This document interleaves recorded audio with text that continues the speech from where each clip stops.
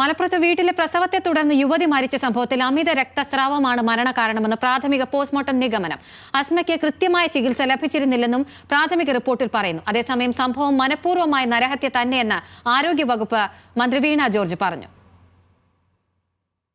കഴിഞ്ഞ ദിവസമായിരുന്നു മലപ്പുറം ചട്ടിപ്പറമ്പിലെ വാടക വീട്ടിൽ അസ്മ ആൺകുഞ്ഞിന് ജന്മം നൽകിയത്. പ്രസവ സമയത്തു തന്നെ അസ്മ അസ്വസ്ഥത പ്രകടിപ്പിച്ചിരുന്നു. എന്നാൽ ആശുപത്രിയിലെത്തിച്ച് ചികിത്സ നൽകാൻ സിറാജുദ്ദീൻ തയ്യാറായില്ലെന്നാണ് അസ്മയുടെ കുടുംബം പറഞ്ഞത്. കുടുംബം പറഞ്ഞത് ശരിവെക്കുന്നതാണ് പ്രാഥമിക പോസ്റ്റ്മോർട്ടം റിപ്പോർട്ട്.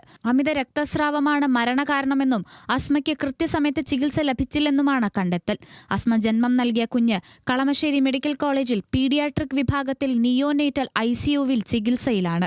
അസ്മയുടെ ആദ്യ 2 പ്രസവങ്ങൾ ആശുപത്രിയിൽ വെച്ചായിരുന്നു നടന്നത്.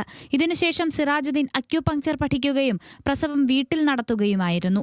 അസ്മയുടെ മൂത്ത കുട്ടിക്ക് 14 വയസ്സ് മാത്രമാണ് പ്രായം. മരണം മനഃപൂർവ്വമായ നരഹത്യ തന്നെയെന്ന് ആരോഗ്യവകുപ്പ് മന്ത്രി വീണ ജോർജ് പ്രതികരിച്ചു.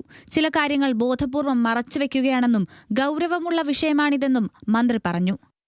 ചില കാര്യങ്ങൾ ബോധപൂർവ്വം മറച്ചുവെക്കുന്നതായിട്ട് കാണുന്നു. ഈ കേസിൽ തന്നെ പ്രാഥമികമായി അവിടെ നിന്ന് DMO നൽകിയ റിപ്പോർട്ടിൽ നമ്മുടെ ആരോഗ്യ പ്രവർത്തകർ വീട്ടിൽ ചെല്ലുമ്പോൾ മറഞ്ഞിരിക്കുന്നതായിട്ടാണ് കണ്ടത്. അതായത് പറയേണ്ടതില്ല. അപ്പോൾ മറഞ്ഞിരിക്കുന്നതിന്റെ കാരണം അവബോധമില്ലായ്മ അല്ലല്ലോ, അത് മറച്ചു വെക്കുകയാണ് എന്നുള്ളതാണ്.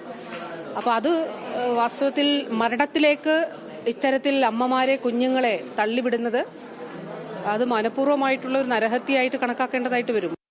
സംഭവത്തിൽ പോലീസ് വിശദമായ അന്വേഷണം ആരംഭിച്ചു. പ്രാഥമിക റിപ്പോർട്ടിന്റെ അടിസ്ഥാനത്തിൽ കൂടുതൽ വകുപ്പുകൾ ചുമത്തും.